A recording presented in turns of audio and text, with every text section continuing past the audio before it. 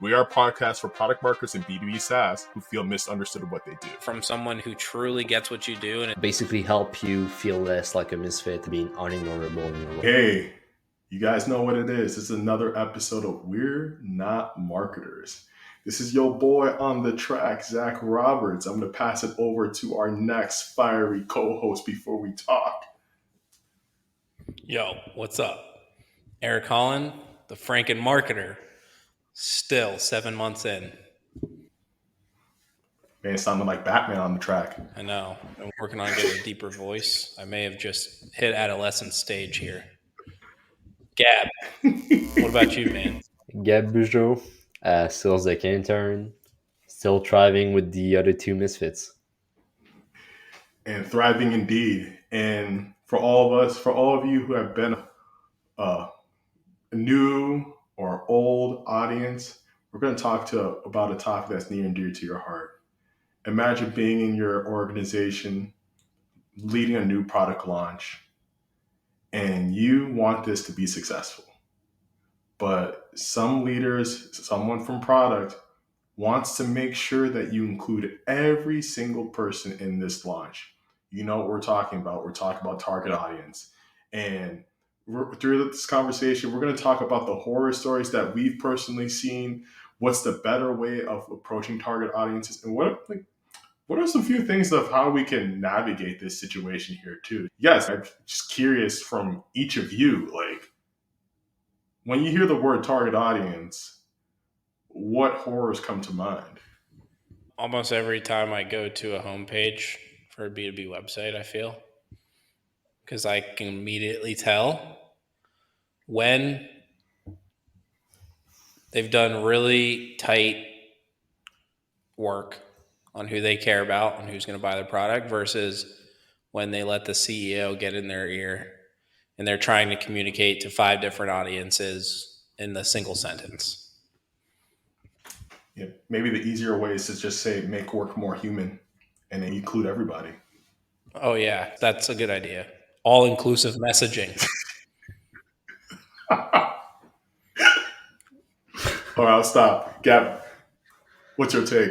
Eric pretty much nailed it out of the park. This is what I'm hearing on a daily basis. Oh yeah, or target audiences XYZ and everything. And then the XYZ translate into, okay, so you're trying to target 8 different industries at once with a team of 8 to 15 people.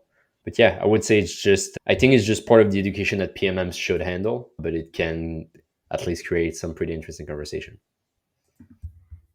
But really, what's the problem with that? Let's think about it. Let's think of target audiences like a basketball team. Like, you don't want a whole team of point guards on your team. Like, you want a different mix. So I'm a founder. Ooh, are you trying to argue? Is that what you're saying? You want to mix? Devil advocate. Nah, I'm trying to understand from the perspective of a CEO founder. Like, if I want to recreate the 90s dream team, like, it'd be great to have all Michael Jordans. You got to have your support players. You got to have the periphery. Yeah, Glenn, I love that analogy then, right? Any sports analogy, we'll stick with basketball since that's what you tossed out there. The center, let's say he's a star, he needs to know why it's important for the point guard to have the ball. And the point guard's the one who gets the ball in the first place, right? So we got to start there. We got to get that point guard hyped up about the situation before we ever get to the center. And there has to be some thread between, hey, why does this point guard want to have the ball versus why does the center want to have the ball? And connect the thread to why should that point guard dish the rock to Kareem in the post. And so it sounds like what I was about to say, it sounds like you're playing to different strengths then. So it's like pretty much, hey, yeah, it's great to have those different players, but the caveat being is that you're playing to their strengths. You're not going to see Shaq moving the ball up the court. Yeah, and when you're teaching just to play, he's going to care about part of that play because it's focused on the part about him. He doesn't care about really all of the rest that's going on. But there needs to be that thread ultimately to why does the point guard need to run this play a certain way? And how does that translate to the center? And dunking that shit, maybe breaking the backboard. Hey, we're here for that. But then, so like you guys, so then what's the problem? Because again, we are all product marketers. We've all been in the spaces where we know why having a specific target audience is effective to go to market. But like, how come, like to your point, like Eric, like how come we are seeing like some bad messaging on websites that say, "Hey, we are the all-in-one platform for everyone." I think it's a question of systems a little bit. Not system, but like scaling. What I mean by that is, let's say tomorrow I want to say my goal is to be the strongest guy alive on my relative strength. So, for a specific weight, how much can I lift or stuff like that. If this is just my goal and I'm talking about that goal, it's not necessarily reflecting like a system on how can I effectively get to that point. I need a coach. I'll need the right nutrition. I'll need the motivation or consistency of always working out up to being to that goal. So that's one thing. And for startups, it's the same. They're talking about visions. Oh, I want the huge company's enterprise to be able to use that product and the really small startup to be able to use it and everyone will like it. Yeah, you're talking about 15, 20, 25 years like goal. Instead, you should just think as a startup. I have limited resources. And if I talk about we're simplifying the future, that doesn't mean anything. It's okay, you have this goal or this vision, but it's not scalable at all at your current stage.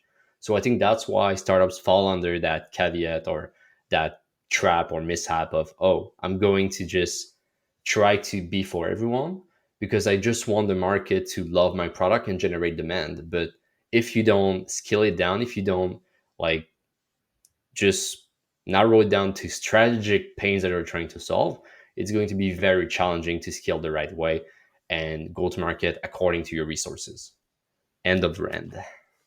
No, dude, I really love that example. I love how you like, hinge on upon. Okay, let's say you're building a product for strong people. Like we've all seen that show, maybe like Physical 100 on Netflix, and I never knew there was. Yeah, I never knew there was 100 different types of strength. Like you have your athletic strength, you got your bulking strength, you've got your flexibility strength. So like using that specific sample, there's different nuances.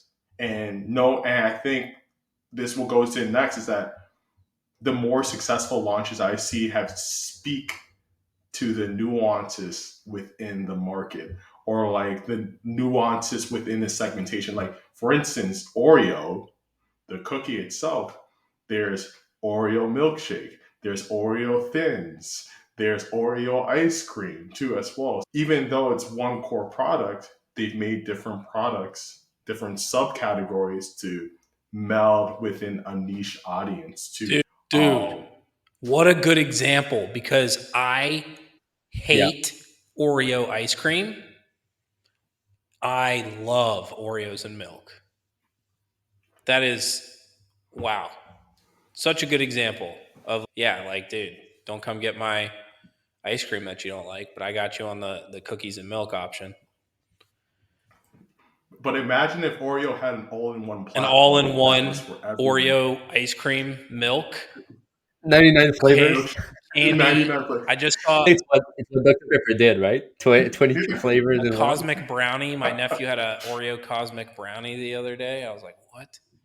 So But imagine if your nephew had an Oreo cosmic brownie and milkshake and original Oreo cookie and Oreo protein shake. Your nephew just didn't buy just one item. They got the whole yeah, his platform. mom wouldn't buy it for him because he'd have diabetes in about 37 seconds. But Diabetes is not a bad thing. It's just sensitivity to sugar and well, insulin. That makes him more empathetic to different that's nutrients. true. We'll cut that. We'll cut that out because I'm an asshole.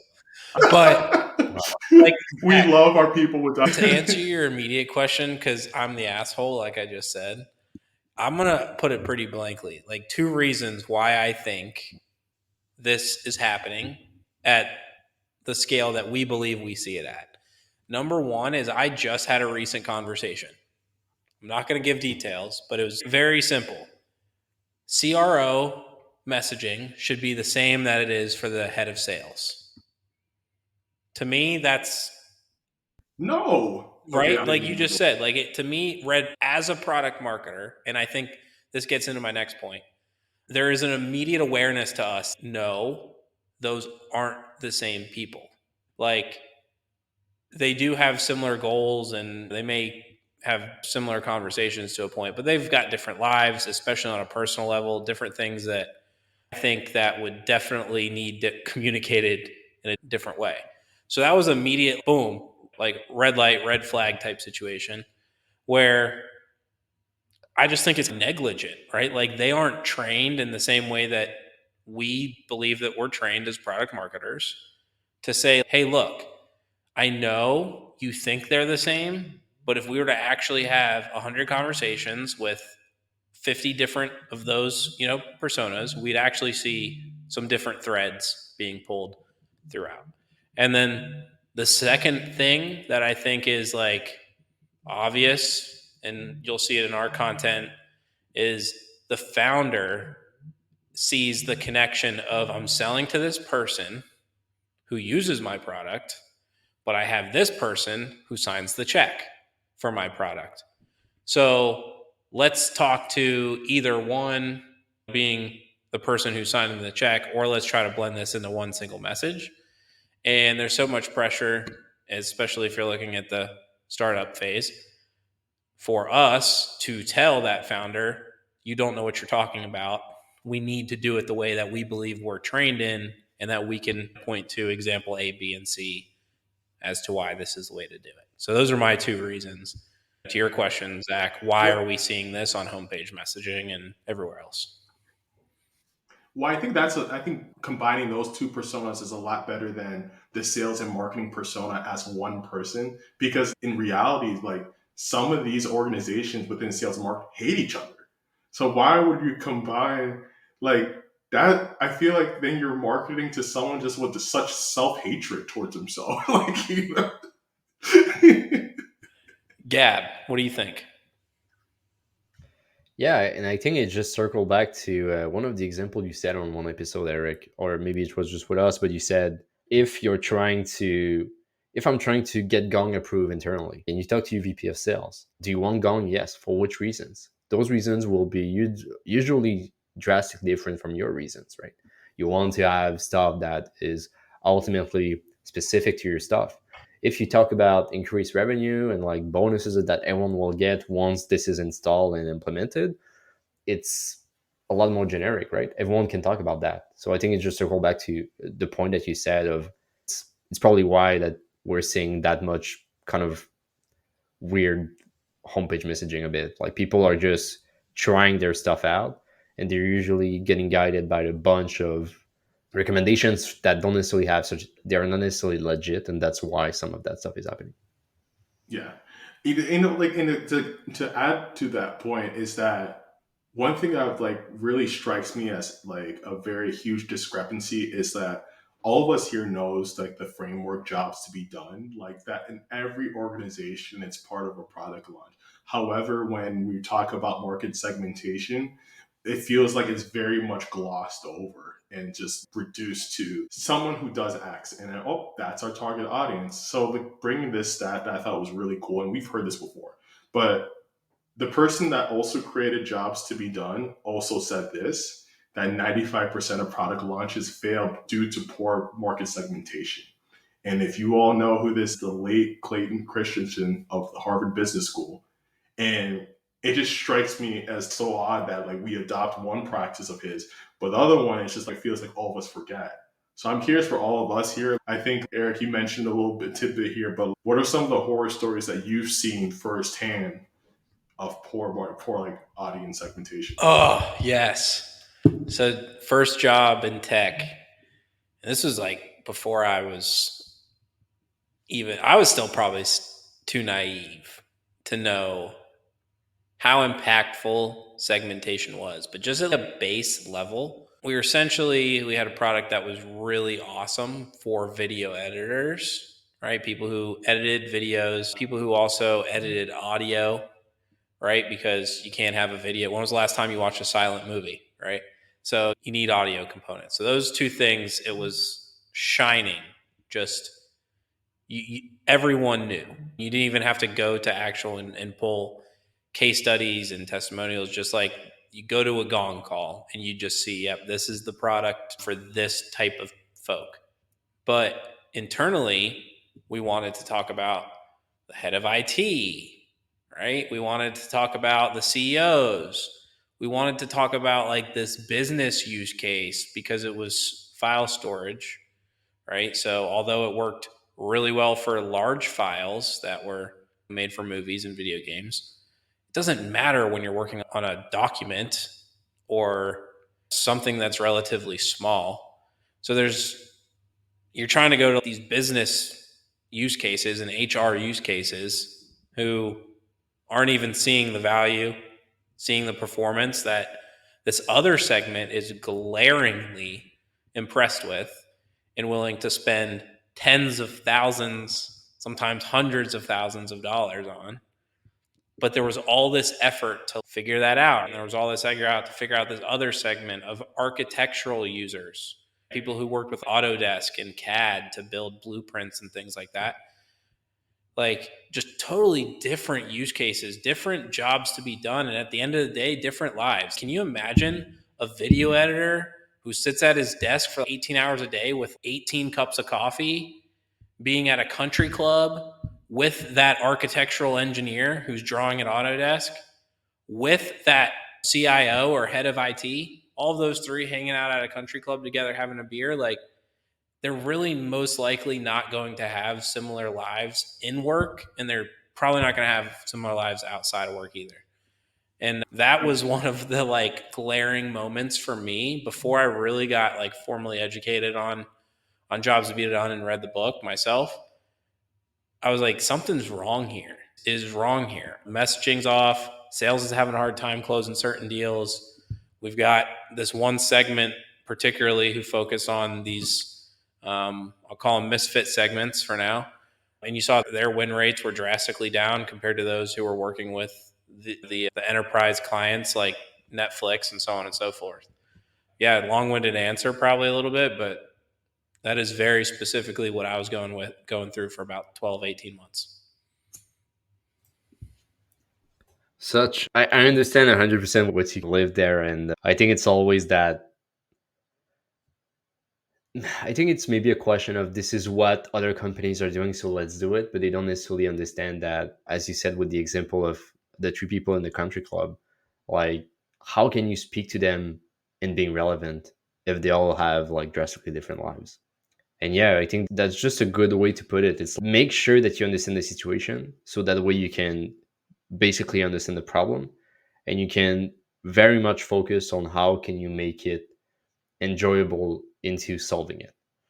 And once that is done, then it's possible in the future of going after those other type of companies, but it's going to be a later stage, right? Because you'll already have like success stories of that first segment first. I think like that example points out that a lot of companies want to be that table that serves that different audience, but then they don't, to Gab, to your point, they don't want to understand the context to really know what the right audience to go after. Meaning Yep. they're not willing to say no to some people to prioritize the best fit audience for the product given the stage they're at today. Oh, you nailed it. And I was Exactly. going to actually ask one of you to speak on something really quick. So, like, my retort to that immediately is okay, the video editor versus architectural engineer conversation. My argument is okay, Mr. Founder, where's the money for us to go have a department who can focus on that segment? Right. So we can Or create Miss Founder. specialized messaging. So we can actually work on those features that segment's asking for. All right. I think that's also I don't know if it's elephant in the room even. I just think it's almost forgotten about. But it's if you want to go after multiple segments, and I've seen posts from you, Gab, this is why I'm asking the question for you guys to chime in, is if you're going after multiple segments, don't you need more resources for that segment? You definitely need. It's a question of scaling it up. A lot of those initiatives take time, right? You need to always repeat yourself. You need to always have a trigger event, and then you pitch your message, And that way you become top of mind. But it takes months, usually, if not years. If you're always switching up the target, it won't have the same effect, right? Because you're always context switching. It's if I try to do two tasks at the same time and I do one and then I do the other, I think I don't exactly remember the exact stats, but it's like the productivity compared to just doing one task is entirely different. So if you understand as much as possible one target, you focus on it, you get a social proof around it, it's going to be a lot more easier to scale that specific target and become top of mind for that target, right? If you mix triggers, if you mix your understanding of your ICP, it's going to be easier because you have that target in mind. And the counter like argument of that is, yeah, but I want to get as much at bat as I can. Yes, okay, but you're going to be a generalized solution instead of a specific one. And that can make all of the difference in the prospect mind. I think what's easier is to be the Ozempic of go to market. You just need to find that the equivalent that is just gonna do all 10 audiences at once so you don't have to do that focus. Caveat team, there is no such thing as like Ozempic for go to market, so don't go searching for it online. Yo. Because y'all know someone gonna look Ozempic. it up. Someone will be looking it up. They're like, oh man, I was just listening to this podcast. They were talking about the Ozempic of go to market. We need that for our company. Yo, that's good. That's good. Do you guys have any good examples that you've seen out in the wild or even have been a part of, like really tight segmentation? Okay, I have one. Let me ask the researchers on the team to do that work. Yeah, Okay, yeah. Researchers. yeah. Okay, they changed their homepage, so I think it might be less cool. But you should check mercury.com, like the planet. What I like about them, and I wrote a post about them, is they really come up as they are targeting early stage startups. Now they change it, but the old website was really towards we are banking for startups. The hardest thing that you're trying to solve is internal and external wires of money. So we're making that super easy. So that's a good example of segmentation, the way they did it. Startup friendly capital, banking, and a bunch of stuff like that. But they change it. So I don't want to 100% put my stamp of approval. I'll have to check it a bit further. But last time it was good. You know what I'm going to say has a very accidental, very good positioning? Fireball whiskey. Fireball whiskey. Who? Explain. Okay. So, like, for anyone that goes to a cheap college town bar and your target demographic is going to be roughly from the age of 17 to 24, mind you, no one under the age of 21 should be under the bar, but somehow they find their way in there. There's Fireball whiskey. And this is a whiskey that bottom shelf, but because they have such a good branding, they have this like line on the side of it. It's in this cool like bottle design, and it's Fireball. It's spicy. It's like to the throat too. It's like a hot tamale. And when you are reached the age of 21, you're over drinking age, or a few years before that, Fireball whiskey just happened to be that drink of choice at house parties, at bars. But after a certain age, i.e., 27, 28, that stuff is gross. It tastes like drinking antifreeze. But for whatever reason, Fireball just has a significant hold from the 18 to 25 market, and it's just accidental. And because like us three on this conversation, if we poured a shot of Fireball whiskey, this podcast would be over because we'd just be like over the toilet. But when you're at a certain point, Fireball whiskey. But the thing with Fireball whiskey, they don't actually advertise to that group. It's just for whatever reason, I feel like people gravitate towards them because one, the pricing, the packaging, the place it's at. Like, you're not going to find Fireball whiskey on top of the Eiffel Tower at a bar of an Eiffel Tower, but you will find it in the back alley of Madison, Wisconsin. This is an insane comparison. I like it. Fireball whiskey. This is great. This is bringing back some very bad memories, but I like it. Exactly. The Fireball whiskey is associated to your best memories and also your worst memories. That's a Exactly. fact. That's a Exactly. fact for sure. And I Yeah. hate cinnamon. Yeah. Fun fact. I hate it twice as much as someone who just hates it regularly. I'll take my example back from Mercury and instead I'll talk about equals.com.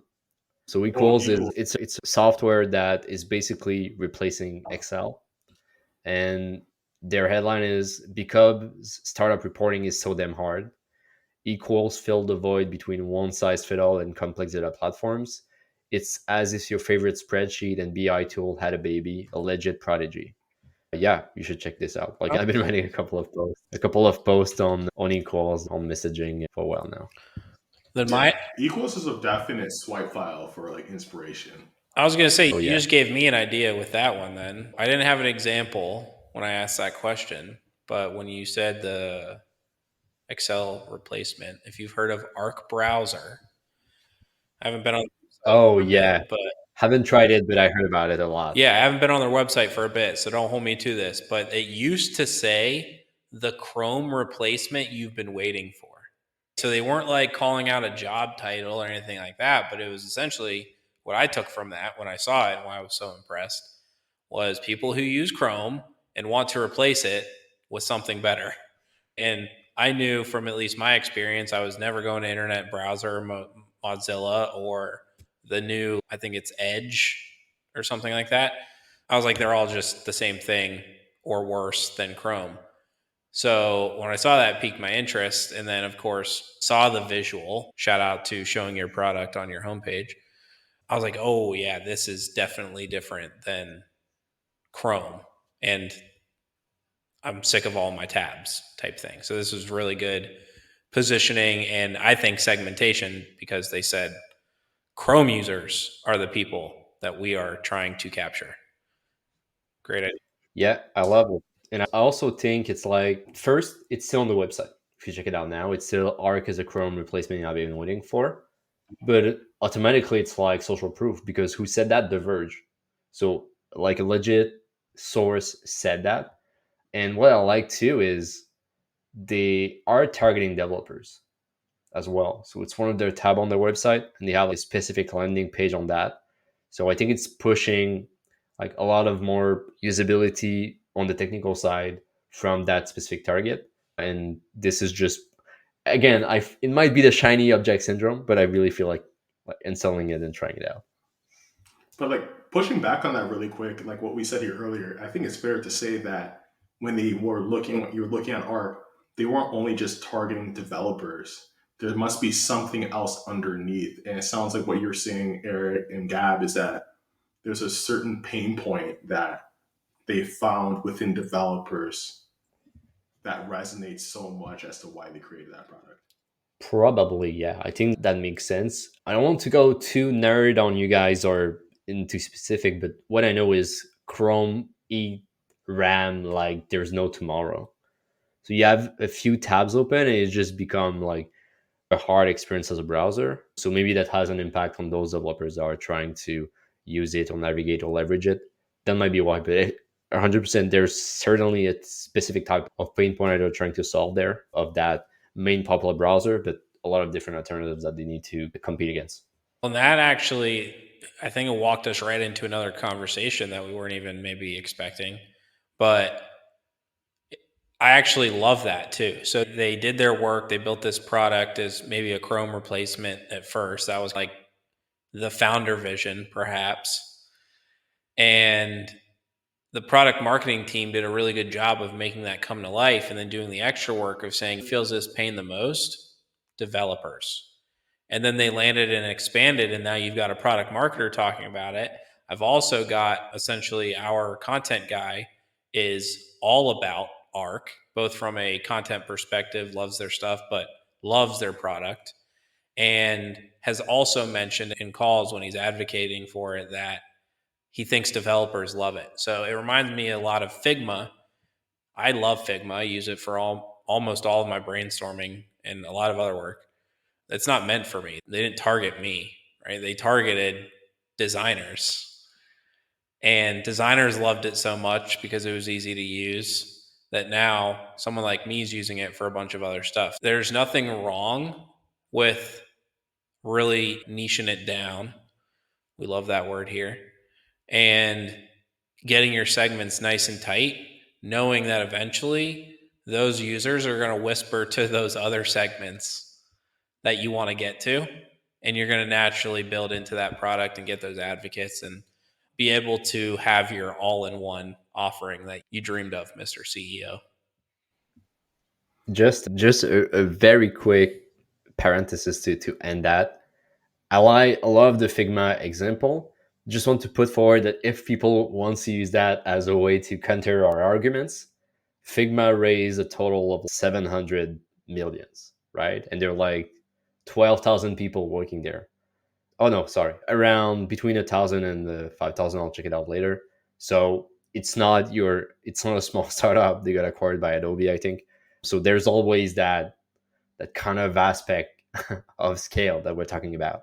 If you have 20 people and you want to sell to everyone, it's going to be a very different story. I think one theme that you guys are hitting on with these successful ones is like having a very passionate fan base focused around like a core interest. Like it almost sounds like you want to build like a sports team, like aura or like environment around your product. And I think this kind of goes back to the new buzzword in B2B right now has been community. And we talked to some organizations today, they're like, oh, we want to build a community around our product. But it sounds like the wrong way of doing it is to build it around your product, but to build a community around what it sounds like an interest or like a pain point. Am I tracking here? Yeah, and I was editing Becky's episode this weekend, and she started talking about storytelling, and this note really resonated with me. And it's the best stories like actually hit home with you. She told that story about Travis or Jason Kelsey retiring, and how she has nothing to do with that NFL player. But he had this whole conversation about family and getting out of the grind of his workday so he could spend more time with his family. And that resonated with her on a personal level. And I think those are the best stories. And it's a lot easier to do it when you are within that segment of people who are going through those same work problems every single day and probably more in line in their personal lives of things going on outside of it as well. Like us three, for example, finding Yeah, a common thread to start a podcast. love And it. it was not because of we were going after Yeah, Salesforce. yeah. And it's not because you're a salesperson, Gab's a CS person, and I'm an engineer, right? It's because we're all three product marketers. Exactly, exactly. I didn't know we had an engineer on the team, and you'll have to work on the No, website. that's Zach's wife is our engineer. So if Oh she yeah, doesn't right. know, shout out. Best She's been hired. best website in podcast No, history. exactly, exactly. No, Been but hired. I think the emotion part is super, super strong. I watch cooking shows, and there's always like a moment where it was hard, and they were trying to go out of a runt or something, and I always get emotional, and then my girl is asking me what's up, and I'm like, they spend so much effort trying to create their restaurant, and now it's in peril. It's just a good story, right? We're able to relate to that of like taking risk and trying to get to that point. But I don't know why those cooking shows are always getting me on that end. I think that's how I feel about Bar Rescue when I'm like, oh my gosh, their bar is terrible. I could do such a much better job than them. And I'm like, have you ever ran a bar? I'm like, no. Exactly. Well, So one question I wanted to open up to you all is that we spoke a little bit about what are the different ways to identify what are the commonalities of looking for in a target audience. It could be interest, pain point. I'm curious, like what else like comes to mind like for you all when you're thinking about audience targeting? Like what should people be looking out for, and maybe what are some techniques of doing that? Um, the tried and true way, which I'm sure people are so tired of hearing, but go talk to your customers. Go ask them what they're trying to do. Devin Reed, not a product marketer, gave me one of the best questions I've ever thought about, and I've added it to all of my interviews. And it's, what does a good day look like for you? And then reverse Uno it back on them and ask them what a bad day looks like. And if you start finding those threads, I'd start right there. Don't even worry about job titles and all that much. What does a good day look like for you? What does a bad day look like? And if you can start picking those things out and correlating them to your product, that's how I would start that exercise if you don't know where to start. Focus on the pain. And at what stage would you suggest doing that, Eric? Pre-seed, no current customers, or do you think it's still something you can implement when you're like close to a Series A or Oh something? yeah, man. I'd say at any point. Like Right. you go in, you just need to spend some time with the people who you think are going to buy your product. And you're going to know once you start Yeah. talking to them if they're going to want to buy it or not. And then you can weigh out degrees of interest and be like, hey, this person, I forget, everyone's got a different scale. I think there's a simple 1 to 5 kind of feature preference that you can run. But the person with the most fives and the most fours, that's where you start at your Yeah. early stage. And then you'll make all the money you need to start getting into A. And then you can do that same exercise over. Okay, we're doing really well on our top interest tier here. We've had a few examples where this second tier seems to actually be a really good fit now. We've got some money. We've got the ability to scale our team. Let's create a go to market plan and continue doing that same research that you did for the first segment. That would be I would say, I think that's a good tip, but I think something that might be a good combo with that is also document everything of your next buying purchase of software.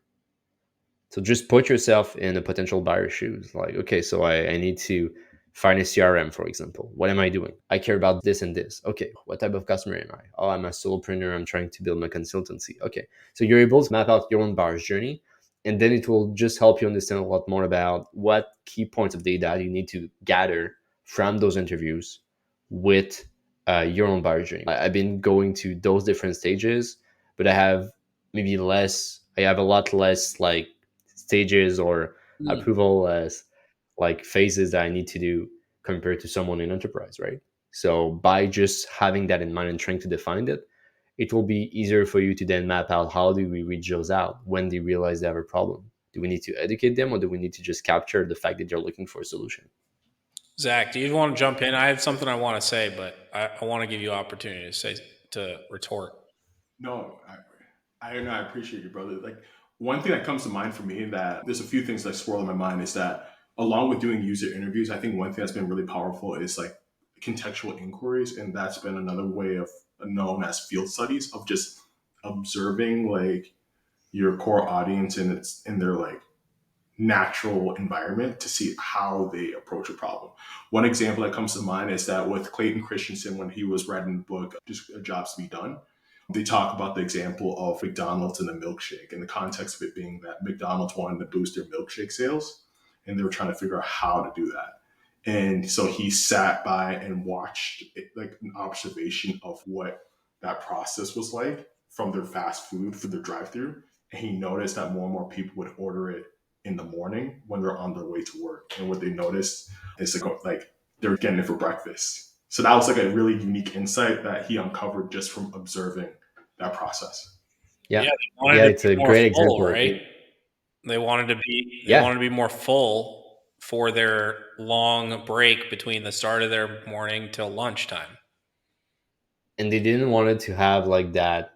It needs to be accessible. Like you cannot just eat like an egg McMuffin like this while driving. It's just you might get stuff on your tie. Like it happened to me a lot of trying to eat while driving long hour and just putting all the sauce on yourself. You don't want that to happen on your way to work, right? So you'll get something that will keep you all good and productive up until like noon for lunch, and will also be easily digestible. You just slurp your milkshake in the morning. On the go. That seems so far ago back in the day when people commuted for work. I I'm glad we're not in Oh that my situation. gosh. Not gonna lie. Don't even get me Yeah, started. I commute to my kitchen every day. Yeah. My kitchen, I got about 26 steps probably from here to my kitchen. Gav, I wanted to go back because something that I thought about. So right now I'm in a weird meta situation where I'm a product marketer doing product marketing for product marketers. So it's very cool. But Really meta. not everyone has it as easy as this. So you're going to have to modify my little trick and tip that I'm going to try out here. But I talked to our director and I was like, yo, man, let's go through a sales motion. Like, I will do an outbound or an inbound request. We'll go through the process. We will try to sell it to our VP of marketing, who will also then try to go and get budget.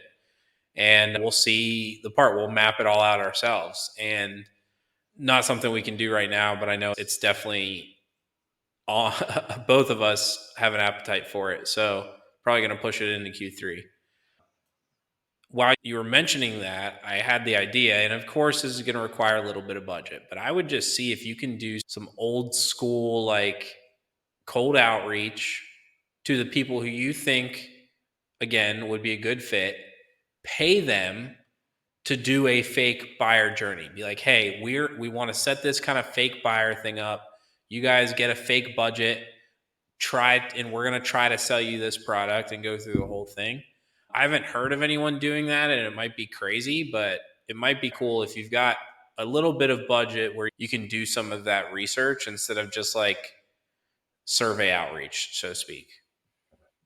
Yeah, I think it's a great idea. I just think it needs to be done with a great execution as well, because it's one thing to get people, but if it's not homogeneous, it's going to be drastically different, and then you won't necessarily be able to get any conclusion out of it. But I think it's a good idea with the right incentive, getting people of what are you looking for, what's your process. Now you've been told that you have a problem, but are you aware of that problem? How are you trying to solve it, and all of that? I think it's a good option. I just think it needs to have a lot of guardrails, but it can be done. It's giving me a bunch of ideas. Yeah. Think about it this way too, right? You pay them, let's just say $1,000 arbitrary. You're like, hey, I'll give you $1,000 to do a fake sales journey or buyer journey with us. And then through your discovery, they're like, yeah, this is actually pretty cool. We want to buy this thing. And you close it for $50K. Okay. Give us back our I'm $1,000. just saying, we got a new strategy developing here. Yeah, make sure you get the LTV right though.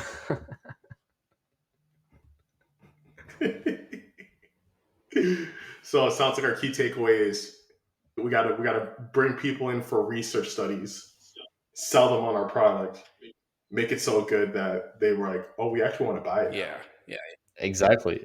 Go to notmarketers.com and maybe we'll talk about it on one of the newsletters. Who knows? Or maybe go research our website, and then if you like the research so much, subscribe to the new. I'll do you Exactly. one better. Maybe go to our website and you'll see a new offer where we go ahead and research these people for you. Hey. But you're going to have to cough up that $1,000 payment. We're not fronting that. I like that idea very much. Any parting shots before we hop? Yeah, I got one. Just narrow it down. It's not that difficult. People will love your product more. Your sales team will love you more because they'll actually be closing 1 out of 3 deals instead of 1 out of 10 deals. And at the end of the day, you'll be looking like the hero who did it all. The hero. And isn't that what we all want to be?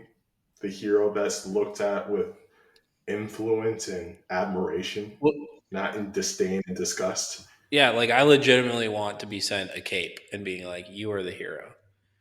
Here's your cape. Exactly. I prefer a raise, but you know that, hey, do you boo?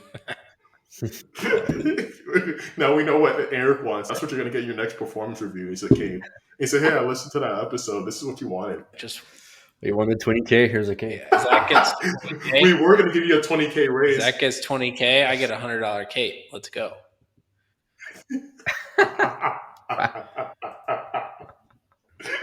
All right. As you saw, we've segmented down here. We only talk to product marketers who feel like misfits in their organization. So that wraps it up for another episode of We're Not Marketers. Hey, flying out. See you next week. Talk to them. Thank you for listening to We're Not Marketers. If you liked what you heard, please subscribe, review our podcast, and share this episode with other PMMs. Thanks again, and see you soon.